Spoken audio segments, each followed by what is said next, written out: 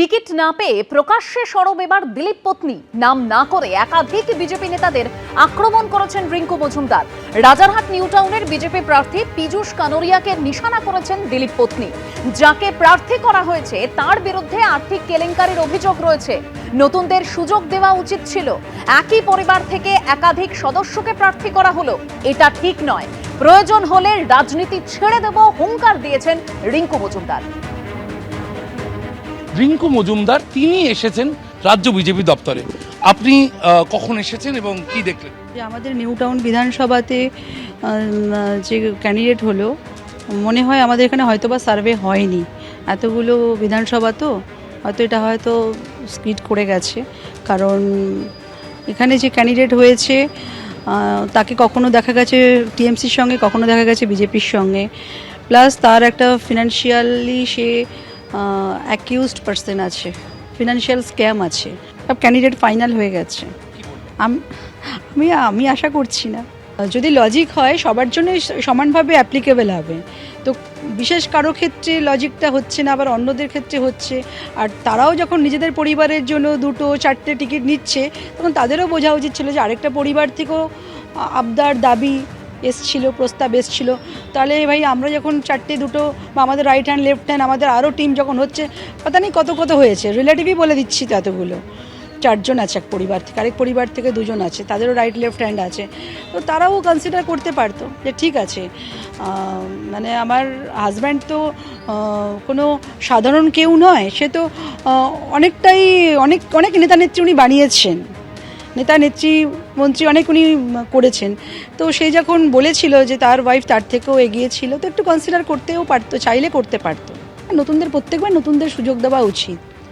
যারা হারছে তাদেরকেই বারবার কেন দেওয়া হচ্ছে, এটা আমার একটা প্রশ্ন। আর আশা করছি না কিছু, আর ফিউচারে আর এক্সপেক্ট করছি না কিছু।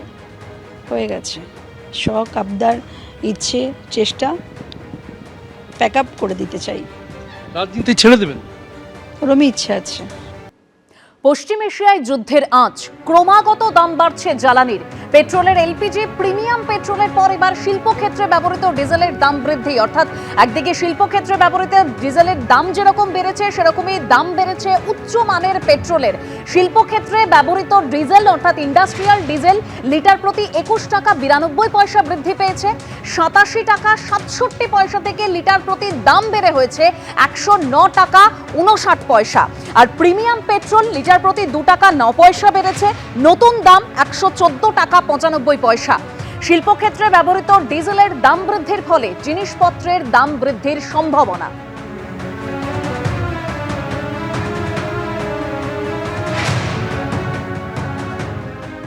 ইন্ডাস্ট্রিয়াল অথবা ট্রান্সপোর্ট যাতে ইউজ হোক না কেন, সেটাতে কিন্তু সরকার মোটামুটি এক ধরনের আশ্বাস দিয়েছিল যে এটাকে বাড়ানো হবে না যতই প্রেসার আসুক ভারতের ওপরে। এবং এটা বোঝা একটু শক্ত এই কারণেই যে ভারতে কিন্তু পেট্রোল বা ডিজেলের যে ঘাটতি সেটা সাপ্লাই জনিত এই মুহূর্তে নয়, কারণ হরমুজ দিয়ে অন্য কোনো জাহাজ আসুক বা না আসুক ভারতেরটা আসতে পারছে, সবকটা না হলেও কিছু পারছে।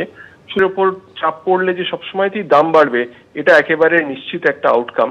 ফলে মনে হচ্ছে যে এই যে মূল্যবৃদ্ধি বা মুদ্রাস্ফীতির প্রবলেমটা ভারতবর্ষ এতক্ষণ পর্যন্ত এড়াতে পেরেছিল, সেটা কিন্তু খুব শিগগিরই চলে আসবে লোকের বাজারে এবং ঘরে আর কি। 2 দিন পর ভাড়া বেড়ে গেল, চলবে কি করে এইভাবে? ভোর প্রায় 4টার সময় গেছি, প্রায় 15-10টার সময় আসলাম। তাও মানে যত লোক দাঁড়িয়ে আছে গ্যাসের লাইনে তারাও গ্যাস পাবে বলে সন্দেহ। দুধ হবে প্রায় আপনার বাড়লো 13 টাকা, 13-14 টাকা মতো বাড়লো। রাত্রিবেলা থেকে অনেকে রয়েছে দাঁড়িয়ে, গ্যাস অ্যাভেলেবেল পাওয়া যাচ্ছে না। অনেক দূর থেকে গাড়ি আসছে, 4 ঘন্টা 5 ঘন্টা দিয়ে লাইন দিয়ে গ্যাস পাওয়ার পরে যদি বলে যে গ্যাস নেই তো কি করা যাবে? সকাল 6:30টায় লাইন দিচ্ছি, এই 11টা বাজে এই গেল। অফিস টাইম ভাড়া কাটতে পারছি, এই সারাদিন ভাড়া কাটা, আবার সন্ধ্যাবেলা কি করবো তাই জানি না। এবিপি আনন্দ, এগিয়ে থাকে, এগিয়ে রাখে।